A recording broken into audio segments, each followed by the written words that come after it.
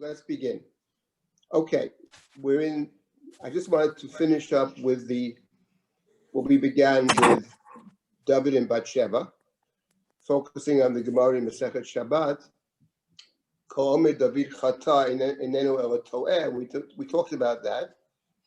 Whoever thinks David sinned is mistaken, and we pointed out what the context of that statement is.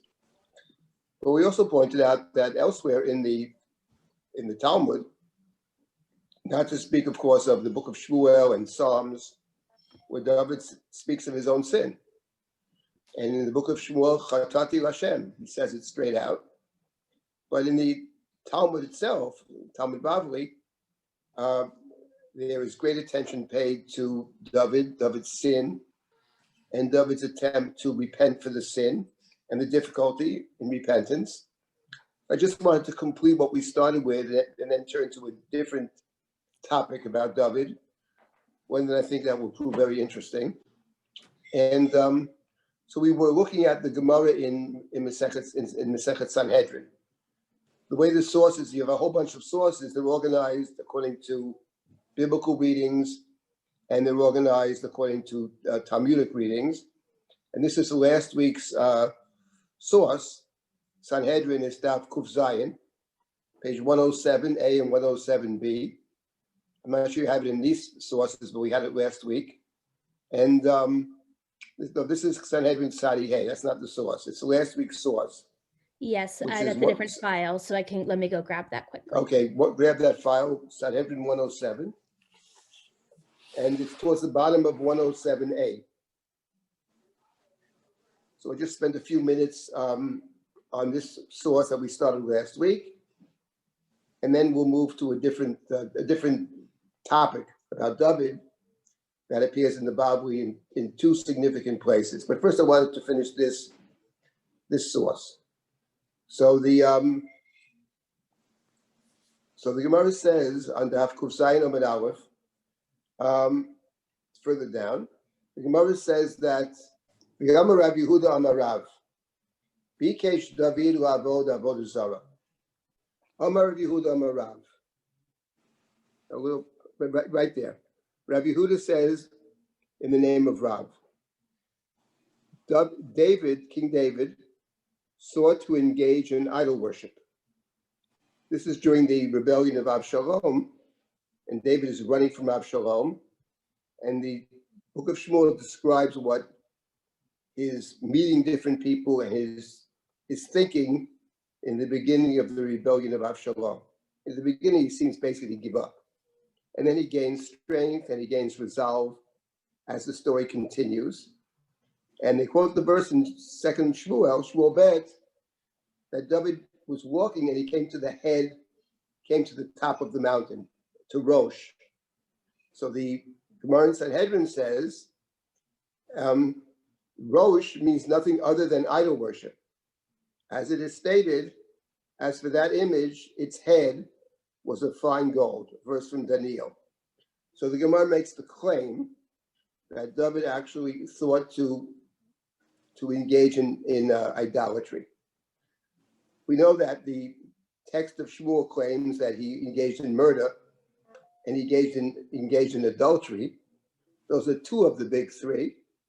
And now the Gemara in Sanhedrin suggests he was considering engaging in the third big Avera, the three great sins: murder, adultery, and of course, idolatry. He was thinking to do this. So let's read a little bit more. So the text continues a little more, up more. Yes, okay.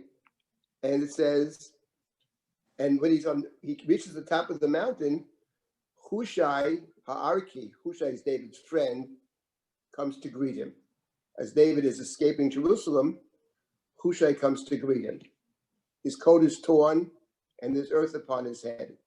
Hushai said to David, shall they say a king like you will engage in idol worship? David says to him, it is preferable that they say with regard to a king like me, known to be righteous, that his son will kill him. David continued referring to himself in the third person.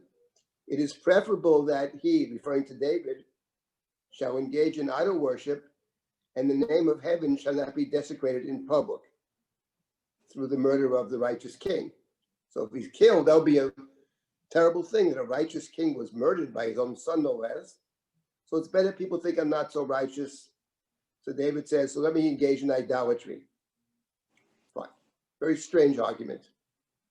So now Hushai, the meeting of David and Hushai is a very important episode in the book of Shmuel.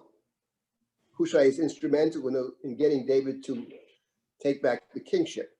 All of this, of course, is not in the text of Shmuel at all, but now the continuation is very striking. It says, Omar, he said, my taima konesivat yafato. I'll move it up a little so people can see the English as well.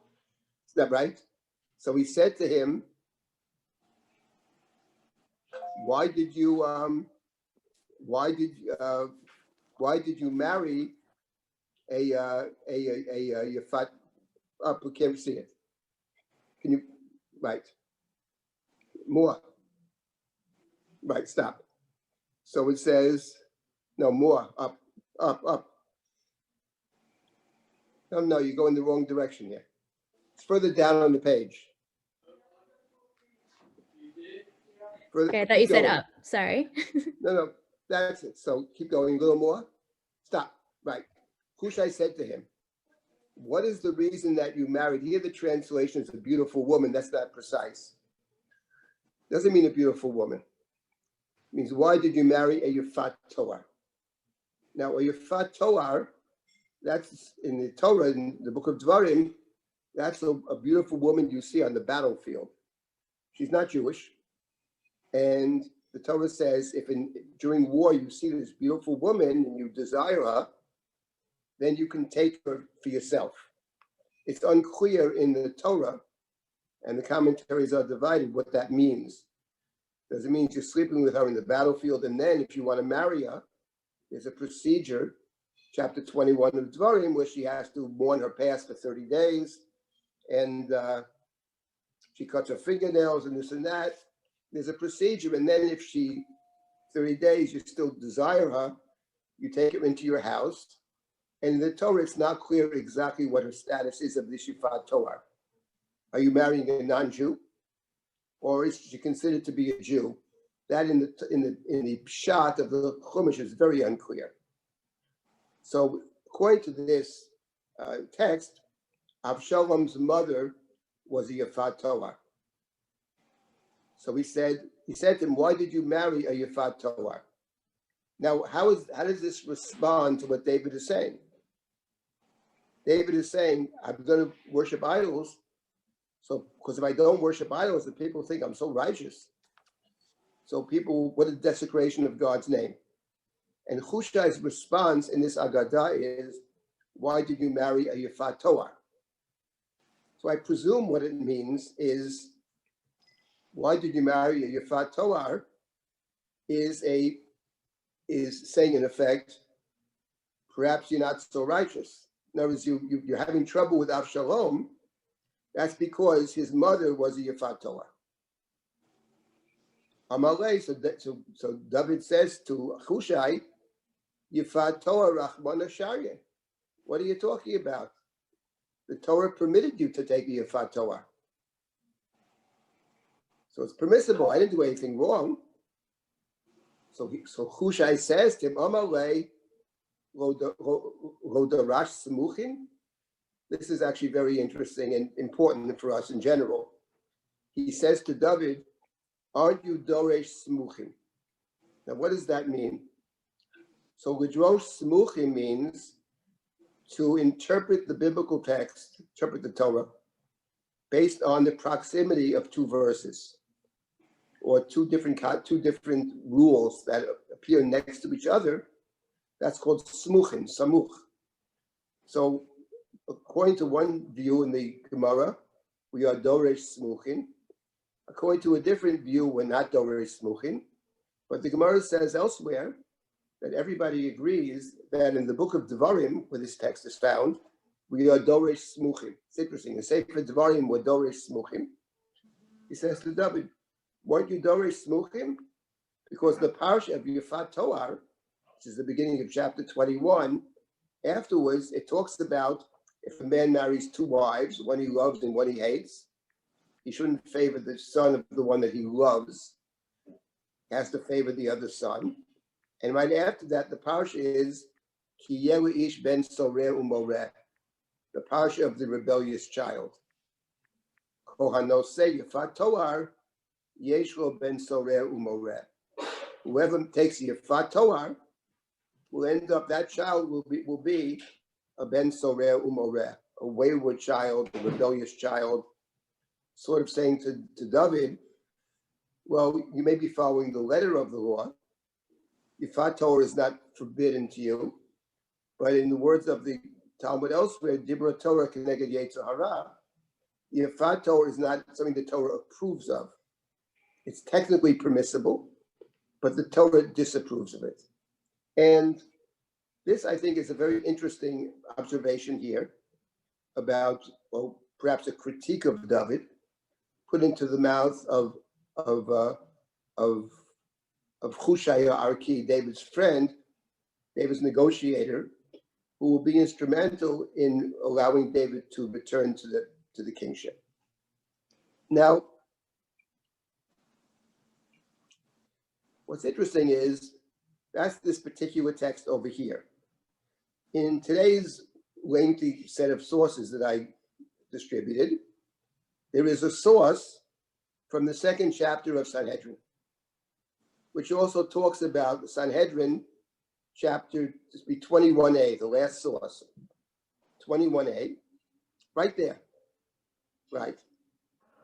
Look what it says. We'll read the English here. Almost so Rabbi Yehuda Amarav. Rabbi Yehuda says, this is a Gemara in Sanhedrin, earlier in Sanhedrin, Daf Kaf Aleph Amud Aleph, a remarkable Gemara. Rabbi Yehuda says, in the name of Rav, David had 400 children in his army, and all of them were sons of beautiful women, taken captive from their Gentile homes during war. Yifat Toar. They grew their hair in Gentile hairstyle. They sat in carriages of gold. They walked at the head of the troops, and they were the strong-armed forces of the house of David, on whose loyalty David's monarchy relied. That's the translator's interpretation. That's the first statement. So David has not one son of Yifat Toar, rebellious Absalom. He has 400. Now we'll come back to this 400 in a minute. That's a significant number in the book of Shmuel, and significant over here. These are David's strong-armed forces. That's the statement. And now we have another statement of Rabbi Yehuda Amarav. David's daughter Tamar was the daughter of a beautiful woman taken captive in war and was born before her mother converted. So Tamar, in the story of course, chapter 13 of Shmuel Bet, the story of Amnon and Tamar. Tamar is the sister of Amnon, who rapes her, Amnon being David's oldest child. And after Tamar is assaulted by Amnon, her other brother, Avshalom, kills Amnon. Now, when Amnon maneuvers to get Tamar brought to his house, of course, she lives in the house of the king. Perhaps you remember that he tries to assault her, and she says to him, and this is quoted later down, she says to him, don't do this terrible thing. Speak to the king. He will not withhold me from you. She says, listen, what are you doing this for? Speak to the king and we can get married. It'll be legitimate. It'll be kosher. So the Talmud says, if it enters your mind that she was the daughter of a woman David married, would David have permitted Amnon's sister to him as a wife? It's a sister. Can't marry a sister from the father. Rather learn from this verse, she was the daughter of a beautiful woman, of Yifat Toar, who converted after Tamar was born. So halachically, she was not David's daughter. So I wanted to reflect a moment on this remarkable Gemara in Sanhedrin, Daf Kaf Aleph Amud Aleph. So it turns out that this idea of Yifat Toar, the woman captured in war, as Hushai points out very pointedly, is something the Torah allows, but does not encourage. One might say censures, but also sanctions at the same time. It's not just that Avshalom is the son of Yifat Toar, but actually David has 400 sons of Yifat Toar, who are his main enforcers, according to this Gemara. And furthermore, the claim is that Tamar, his daughter, was also the daughter of Yifat Toar. And the Gemara says that, or proves it, as it were, from the fact that if she was in fact his real daughter, and Amnon is his son, and Amnon and Tamar are sister and brother from the father, we know that the verse in the Torah, in Vayikra, says black on white, that a sister and a brother are forbidden to each other, both either if it's the sister from the father or from the mother. Either one is forbidden. And the Gemara is assuming that the book of Shmuel accepts what it says in the book of Vayikra. I'm not so sure about that personally, but that's a different story. And that's what the Gemara assumes. How could she say to him, speak to our father, and he will legitimize the marriage if in fact she's a half sister? So it must be that she's the daughter of a Yifat Toar. Now, just to reflect on this for a moment, and I have 2 points I'd like to make about Yifat Toar, and then if people have some comments to make, please unmute and speak.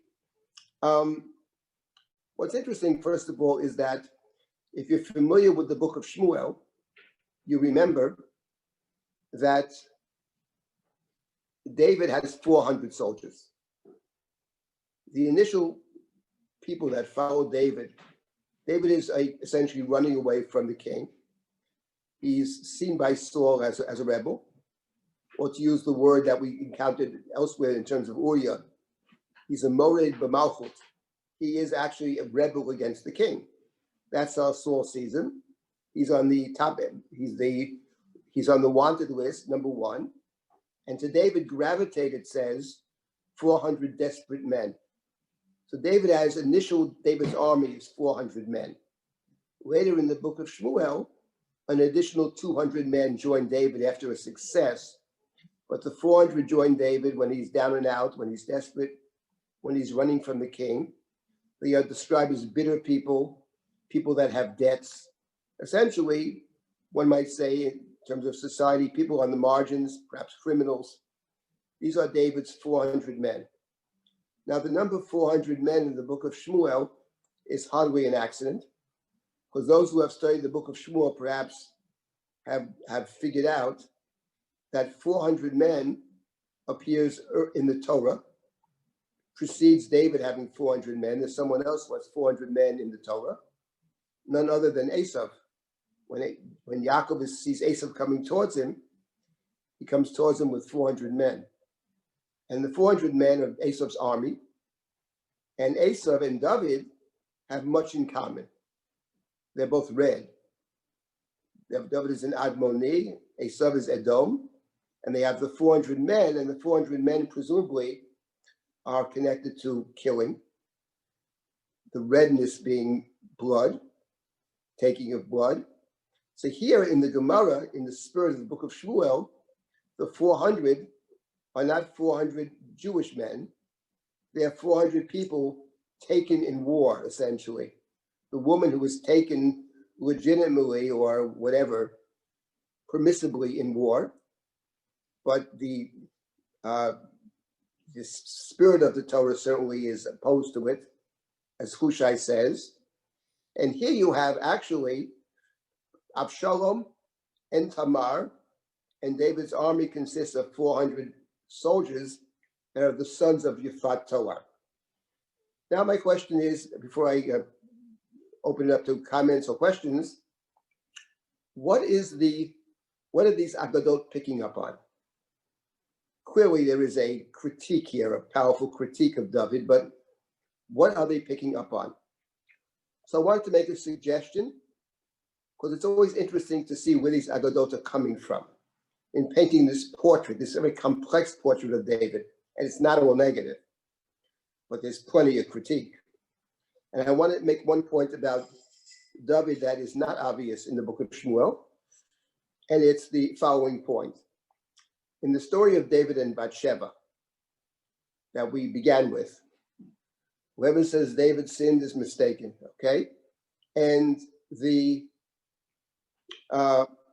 in Bathsheba's story, of course, Bathsheba's pregnant, and David, that's a problem for David, both a personal problem and a problem in terms of the kingship.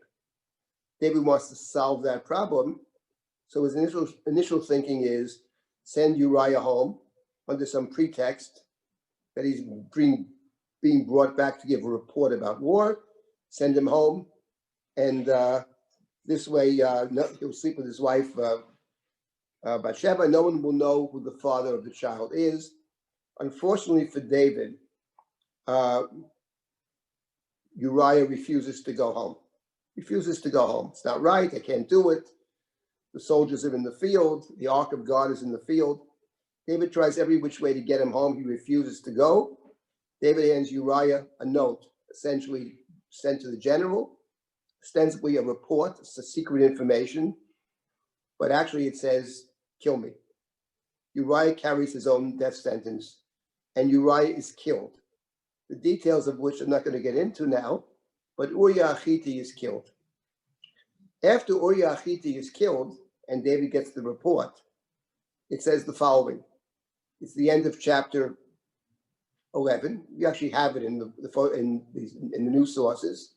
Chapter 11, the very end of chapter 11, it says that Bathsheba hears, Bathsheba, that's chapter 12 already, chapter 11 is earlier, right around there.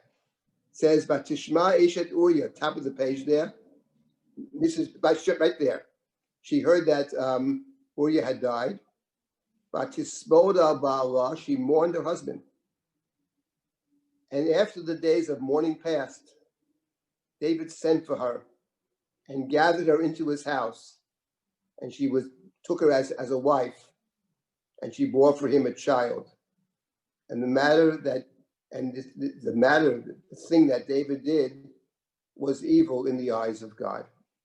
What's interesting here is this idea of, and the book of Shmuel emphasizes, that after the death of Uriah, she mourns her husband. And David waits for the days of mourning to pass. And then David takes her, Vayasfeu el Beito, he gathers her into his house. He has other wives as well. She becomes one of David's wives. And this description of Bathsheba, of mourning, grieving over the husband, and waiting for the days of mourning to pass and taking her into the house, has an eerie parallel in the Torah. The Torah says, when you see the beautiful woman in war, you take her for a wife, she comes into your house, and for 30 days she mourns her parents, and she's in a state of mourning.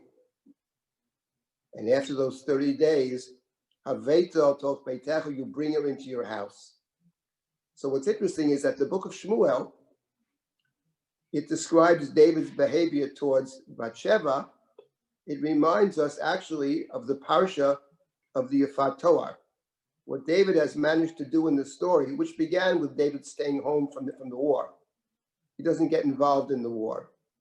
He sleeps in the afternoon. He walks on the roof at night, sees Bathsheba. Then he attempts to cover up the crime.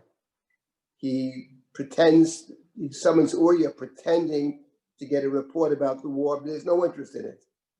And then he sends Uriah to be killed by the enemy, one of his best soldiers to be killed by the enemy.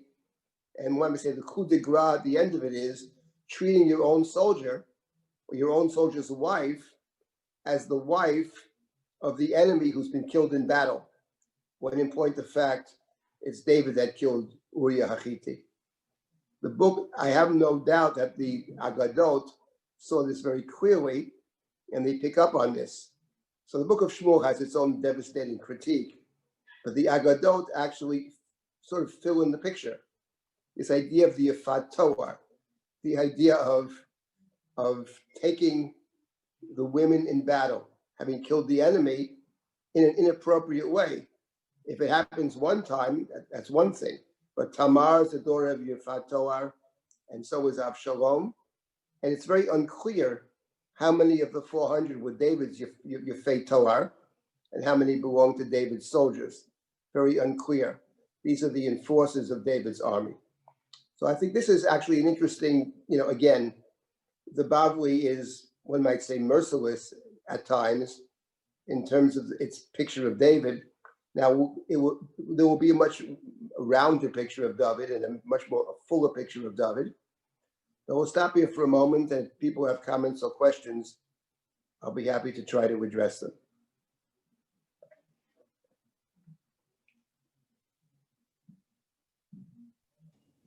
David, was Avshalom also a ben of the Yafat Torah or just Tamar? No, Avshalom. Also. That's how we began all this. Avshalom was Hushai's drasha. Right. And David said, I'm such a righteous person. Should a righteous man like me be killed? And Hushai said, as I understand it, you ain't so righteous. But I keep the letter of the law. You may keep the letter of the law, but you're not doresh smuchim. And by the way, there's something else very interesting about the Talmud in general. What the Talmud does, and we'll have to reflect on this together, not right now, but in the future, the Talmud has David and Yoav and Shimi and Doeg and Achitophel and Mephibosheth. They're all in the Beit Medrash.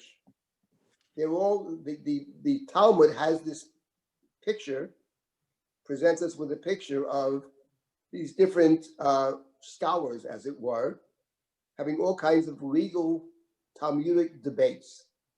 And the question is what to make of that. Here's a good example. Hushai says to David, you have to be doresh smuchim. Don't you know with doresh smuchim? That's your problem. The problem is you read the text, but you weren't really doresh smuchim. And what's interesting, in addition, and we'll see this, perhaps we'll begin it today, but next week is when things get very interesting. And you really get a sense of these agadot. They're interesting in and of themselves. They speak to each other, and they're reading the text in the most interesting way, and I think very, very profound way of reading the text. But we have this consistently, that David is often presented as sometimes as a great teacher, but more often than not, he is a pupil. And these people around him, Shimi and Doeg, etc., even Avner at times gets involved. When you read the book of Shmuel, these are people basically who are generals, killers, sometimes of dubious behavior.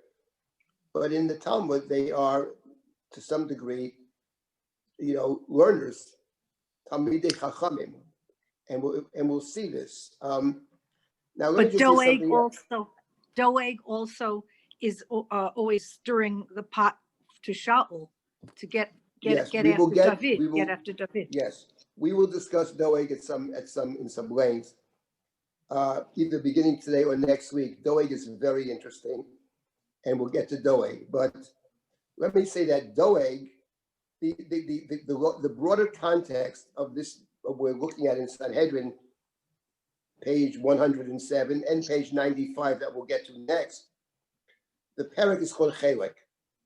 And perek Chelek, which is seen here as the last perek of Sanhedrin or the 10th perek, it's a long perek. It's the longest Agadic perek that we have in the Talmud. It's very long. And it begins with the Mishnah, Kol Yisrael Yesh Lem Chelek U'Olam Haba. That's how the perek starts. All of Israel has a portion in the world to come, except, and the Mishnah has exceptions to the rule. Let's see if we can find those exceptions. So the exceptions, let's see. Shlosha Melachim v'Arba Hedyotos 3 kings and 4 civilians have no portion in the world to come. Okay. Who are the 4 that have no portion in the world to come? So the list of the 4, the end of the first Mishnah in this chapter, Bilam is 1, Doeg is 2, Achitophel is 3, and Gehazi is 4. So 2 of the 4 actually, Doeg and Achitophel. Doeg seems to be a very prominent person in Saul's monarchy. Achitophel is David's chief advisor. So 2 of the 4 actually are advisors to kings. And I would say the first one, Bilam, is also an advisor to kings. Bilam is, of course, advising or helping Balak, the king of Moab. Gehazi is the protege of Elisha the prophet. That's what the Mishnah says. The Gemara, though, will say some extraordinary, interesting things about Doeg and Achitophel, especially Doeg HaAdomi. Rabbi, In any event, Achitophel is Bathsheba's grandfather? yes, he is. Is she in any Achitophel way, is Bathsheba's grandfather. That's correct. right? So is she in any way, have some of his stain, or, I mean, we don't seem to see anyone, it's really strange. He's one of the, the strong men, and he's clearly He's considered to be a brilliant advisor. Yeah. David's teacher, one of David's many teachers, sort of goes over to the other side. The question you're asking about whether Bathsheba is ever condemned in the book of Shmuel and beginning of Malachim is an excellent question. My own personal view, it's a very good question. My own personal view is that in the book of Shmuel, I think, abstains from condemning her. Yeah. I think the reason for that probably is we don't want to condemn anybody else. The book of Shmuel has only one main interest in that story, that's condemning David. So Uriah, of course, is, I believe, as his name suggests, the light of God, or Yah. David operates in stealth, in the shadows. Yeah. And I think that in that context, there's no specific condemnation of Bathsheba at all, as far as I read it. Okay. When it comes to the beginning of Malachim, where Bathsheba and Natan conspired to, or convince David that Shlomo should be the king, there is some intimation over there that others could see the non-choosing of Shlomo as a product of the fact that David and Bathsheba sinned. Bathsheba says we will be sinners. We will be seen as sinners. So there perhaps, but for the most part, I think the text that we have does not condemn Bathsheba, nor did the Agada we saw last week condemn Bathsheba either. I think that she's an innocent bathing behind a beehive, and David shoots the arrow, and that the bird, Satan sets a bird out, and the arrow breaks the beehive, and she's exposed. And we'll see that description of David and Satan and the arrows will come up again in an Agadah that we'll see probably next week. We do have a class next week. I know it's election night, so our class ends at 9:00, and so we will meet next week. Okay, I just wanted to finish our thought here about David as he appears in this Gemara on Daf Kuf Zayin. David, excuse me. Yes. Sandra, Yes. Just to speak, I think it was Suri. I think I heard, if I recognize the voice, Suri, just before when you asked about Tamar and if she was also the daughter of the Yifat Torah. I mean, she had to be, because she and Avshalom are sisters, a sister and brother, and that's the problem. That's the problem because they're actually sister and brother, but it's the play of Amnon being a quasi brother. Treats her as a sister. Everyone looks at her as a sister, but he, of course, treats her as an object of desire, and then he obviously violates her. So I think they're playing on the who is a sister and who is a brother. I think part of the ink. You always say that the ink of Samuel is it's written in blood. I think that's part of the bloody ink, is this the whole twisting of what is consanguineous and what is not. Right, but I'm saying, but another way to see that, another way to say what you're suggesting, which is clearly true, that Absalom is a full brother and Amnon's a half brother. Correct. It's another way to read it, which would not be a so-called traditional way to read it, perhaps. But the assumption of the commentaries is that the book of Shmuel works with what it says in the Torah. It says in the Torah that a sister, either from the father or the brother, is in fact forbidden. It does say that in the book of Vayikra, Bat Aviv Bat Imo, explicitly. I think one can legitimately at least raise the question whether what it says in the Torah was necessarily the common practice. Because we know, for example, we know that earlier in the Torah, before the Torah is given, that when the story of Abraham, when Abimelech asked Abraham, how come you said that she is my sister? What do you mean she's your sister? She's your wife. And one of Abraham's answers to Abimelech in chapter 20 is, she really is my sister, he says. She's my sister from the father's side, but not the mother's side. I took her as a wife. And when you read that, what he seems to be saying is, she's my sister from the father's side, and therefore I could take her as a wife. Because the Torah only forbade, that's what Abraham seems to be saying, at least in his time, forbade a sister from the mother, but not a sister from the father, which makes perfect sense, by the way, because you know who the mother is. You can't always tell who the father is. So the point is, that's a different way to read the book of Shmuel. But the Gemara is interested in this Yifat Torah business because it says something about David in the text that we saw, namely dubious behavior, which technically speaking is permissible. And what it sounds like to me, what Hushai is saying to David, don't worry that people will think a great tzaddik was killed. You're not such a great tzaddik. That's my take on it in any event. Okay, let's see if we can just continue. Rabbi? Yes. I wanted just to clarify something.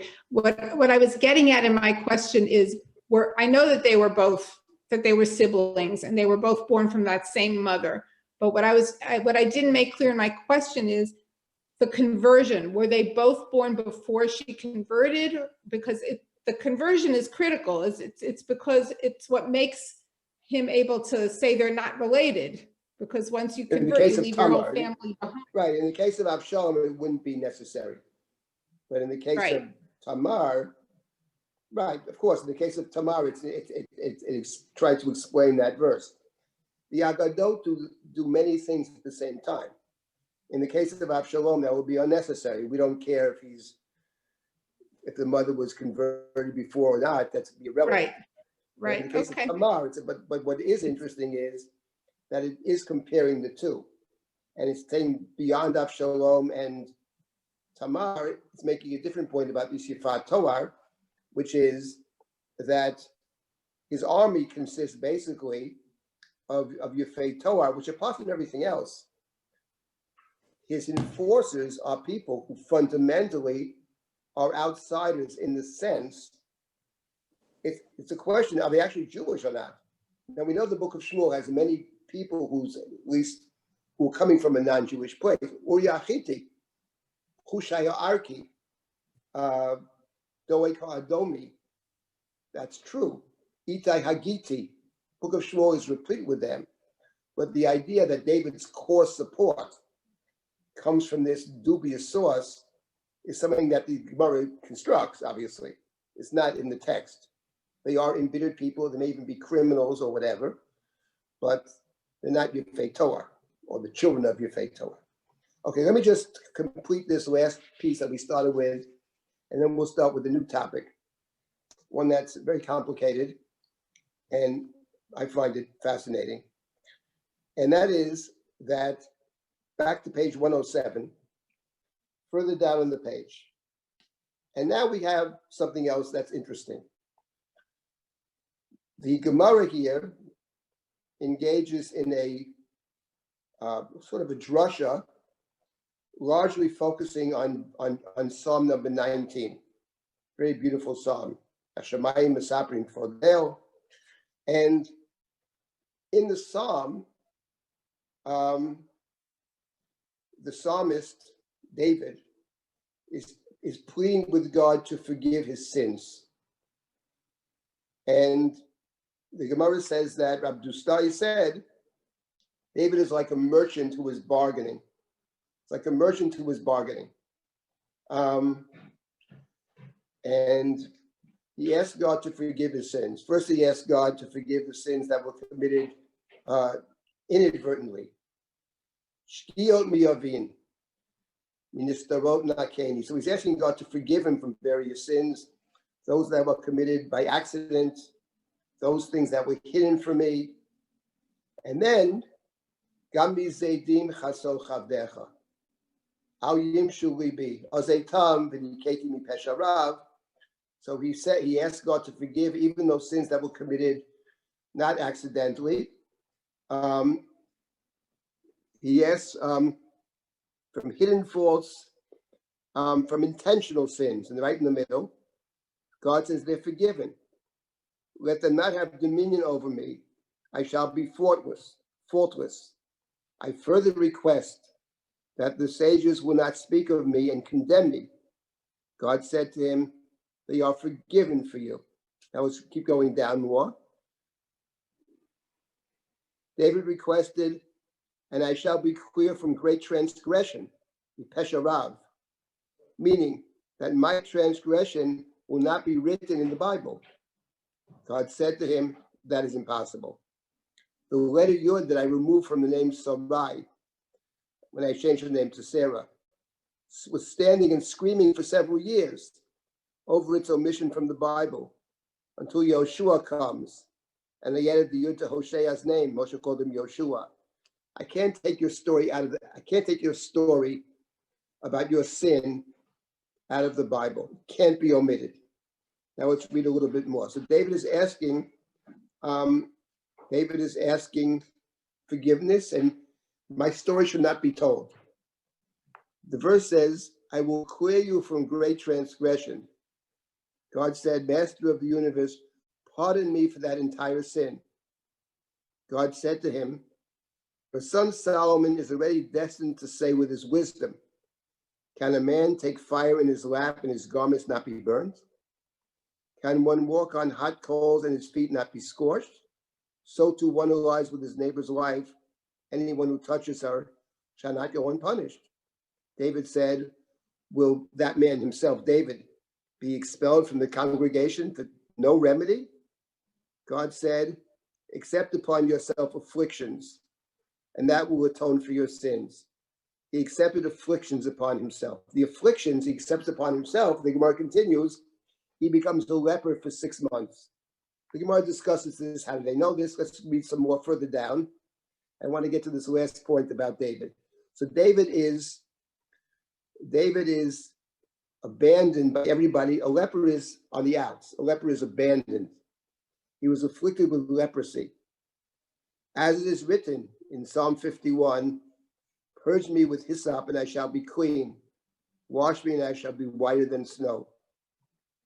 The divine presence abandoned David, as it is stated. Restore me to the joy of your salvation. Restore me. Uphold me with a willing spirit. The members of the Sanhedrin disassociated themselves from him, as it is written in another verse. Keep going down. So he's abandoned by God. He's abandoned by his fellow scholars. He's abandoned by the people. He's a leper. You can keep going down, down. And now, David said before God, pardon me for my sin. It's forbidden. It's forgiven. Perform on my behalf a sign that those who hate me may see it and be put to shame. And God said to David, in your lifetime, I will not make it known that you were forgiven. I will make it known in the lifetime of your son, Shlomo. Let me just stop here for a moment.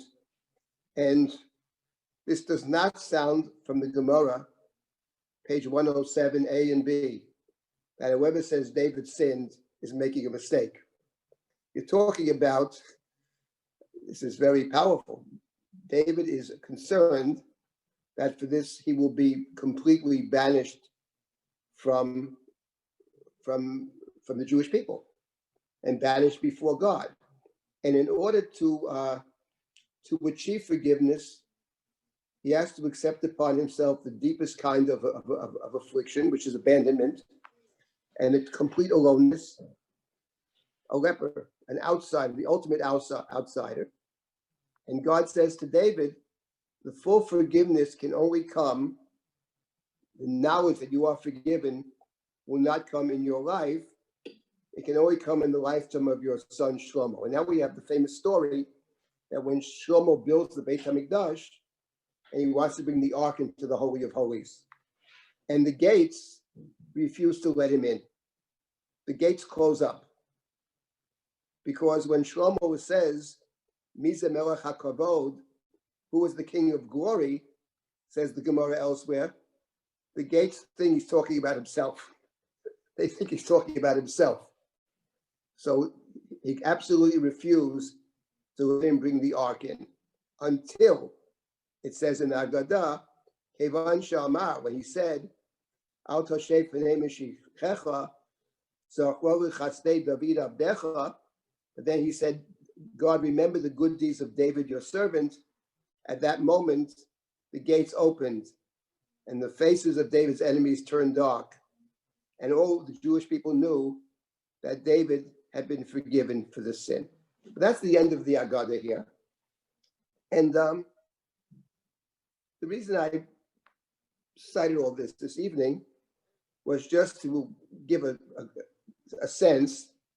We should understand that the Bavli takes David's sin as being something of an enormous import, and the difficulty of achieving forgiveness, what it takes to achieve forgiveness, and that in his lifetime, actually, I think there's a very deep truth to that, and then I'll take comments and questions or whatever, that because the question is, how are people remembered, actually? And there's a difference sometimes between the way people are remembered in their lifetime and the way we see people afterwards. And we have a different perspective from a distance. And they very often, things that people do, people make mistakes, people are sinful. And the fact of the matter is that, of course, the psalm that's being cited over here, which is Psalm 24, is with David Mizmar. It's one of the psalms that's ascribed specifically to David. And the point is that after time, we get a very different sense of what David has contributed. And the fact of the matter is that our prayers, basically, if you talk about somebody who is central in the construction of our liturgy, it's got to be David. We say, we're going to praise you with the songs of David. So yes, the Talmud, and in fact the text doesn't look aside about David's sin. The book of Shmuel is pretty clear about it, and we'll get to that. I think in beginning next week, we'll really see how the Haggadot and the Bavli, how they understand these stories, and I think they give us a deeper insight into the stories. Having said all that, at the end of the day, we are singing David's songs. We are praying with David's prayers, and time allows for that. Time allows for that. Time allows for a different perspective, to be able to focus in on the gifts of the contributions of somebody, and not to forget about it. As it says here, it can't be forgotten. We're going to read your story. Having said that, we're also going to sing your songs. I think that's actually a very important point, and I think what the Gemara is getting at here in Sanhedrin. Okay, before we continue, I just wanted to, does anybody have comments or questions about what we've done so far? We're going to put the David Bathsheba story largely aside, and we're going to focus in on another story, which the Babylonian will focus in on in two different places in an interesting way. Does anybody have anything to say about this now? And otherwise I'll give an introduction to the next section. David? Yes. Question. So is the Gemara deliberately paraphrasing, almost quoting Cain in the passage we just read about how Yes. it's back, it's harking back again to the Adam Harishon story with David. It just doesn't let it go. The Gemara really holds on to Adam and Cain and the sins and the primal sins and the That's whole. certainly the case. Sure, everything leads back to Genesis. There's no doubt about it. But specifically, it also picks up on the sinner. It's picking up also on Psalm 51. Mm-hmm. Psalm 51 is a psalm that is written when the prophet Nathan came to David after Bathsheba. That's how Psalm 51 begins. It is one of the most powerful psalms that we have. It appears, pieces of it appear in our liturgy, several of the verses, including Hashem Sfatai Tiftachu Fi Agiti Latecha, Al Tashlicheni Milfanecha. These are psalms, and they're referenced by the Gemara. It's interesting, by the way, that Psalm 51, Chaneni, is known as Miserere, and for the Christians, it's probably the most important psalm, and it's a psalm that has been set to music, actually. Bach has it, I think Mozart. And I believe, and there's a very famous story about Psalm 51, maybe I'll get to it another time, about a particular musical rendition by a fellow named Allegri, which is a very interesting story. Maybe I'll another time get into that. Psalm 51, in our tradition, is a central psalm. And it's all about a request for forgiveness. My sin is with me. David said it. Chatati negdi tamid. My sin is always before me. And that verse in the Psalms is what they're picking up over here. You can't really eliminate the past. The past is with you. The question is, how do we evaluate the past? Do we learn from the past? These are the questions. So it's with us. And God says to David, I can't not write it down. It happened, basically. But the question is, can we ever get past our past? And the answer here is that with time, we often can, or we can focus on a different aspect of the person. But that's a very central question when it comes to repentance, which is what Psalm 51 is about. And one of the things that David's about. David is repentance and David are bound together. Okay, let me just introduce now the next section we're going to be dealing with, and that is what interested the Gemara. One of the stories that interested the Gemara is the story of Nov. Now, the story of Nov, which begins in your sources over here, it's 1 Samuel 20 to 20, and then 24 to 42. 1 Samuel 21, 1 Samuel 22. Let me just give a very brief introduction to the story of Nov, and one point about where the Gemara is going to take the story of Nov. The story of Nov is this: Saul is sort of insanely jealous of David, and Saul has determined to kill David. David knows this. And David enlists the support of Saul's son, Jonathan, David's dear friend, first of all, to be certain that Saul actually is out to get him and to help David escape. That's the story. We read this when Rosh Chodesh falls on Sunday, as it did recently, Machar Chodesh. That's the story of the arrows. When Jonathan comes out to the field, he shoots the arrows. He wants David to run. And David runs to safety. Now, where does David run to? So in the book of Shmuel, the place that David runs to, the first place he runs to, is the city of Nov. Now, the story of Nov will be a story that the Talmud in the Aggadot will deal with extensively, and that's what we're going to deal with next. Let me just give a very brief introduction to the story of Nov. Nov is a city of priests. David runs it away. He doesn't have weapons with him. He has no food with him. He's on the run. And he comes to the city of priests, and he talks to the head priest, whose name is Achimelech. And he says to Achimelech, says, why are you alone? And nobody with you. What is this? And David says, I'm on a secret mission. The king has sent me on a secret mission. And David requests that Achimelech give him food. Give him food that can sustain him and the men he's going to meet up with. Because he claims he's going to meet up with men later. And Achimelech, perhaps is initially somewhat skeptical. He asked David, the only food we have in Nov is sacred food, is sacrificial food, sacrificial bread. Can I give you the bread? Are the men going to be washing themselves in terms of ritual purity? David assures them that they are pure. And Achimelech gives David bread. Then David says, I have no sword because I had to run away very quickly. It was a split-second decision. Var hamelech nochutz, he says. It was nochutz, it was pressing, playing on the word chitzim.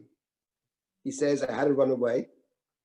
And he says, I have no sword here. It's a city of priests. We don't fight. But we have a little museum here. The sword of Goliath happens to be here. David says, that's a wonderful sword. I'll take it. So he has the sword of Goliath. Fine. David leaves. And David actually goes to the lands of the Philistines in the very next chapter. And the Philistines suspect him, and David pretends to be mad. And David escapes the Philistines. When, at the time David is in the city of Nov, someone else is there. Who was there at the same time? Doeg ha'adomi. Doeg, one of the full, has no share in the world to come. Doeg ha'adomi is there. Who is Doeg ha'adomi? Doeg the Edomite. Abiyah haroim asher Shaul, Saul's chief shepherd. And Saul is ranting and raving. Nobody cares about me. Nobody loves me. Everybody's abandoned me. Everybody betrays me. My own son is in league with the son of Jesse, with David.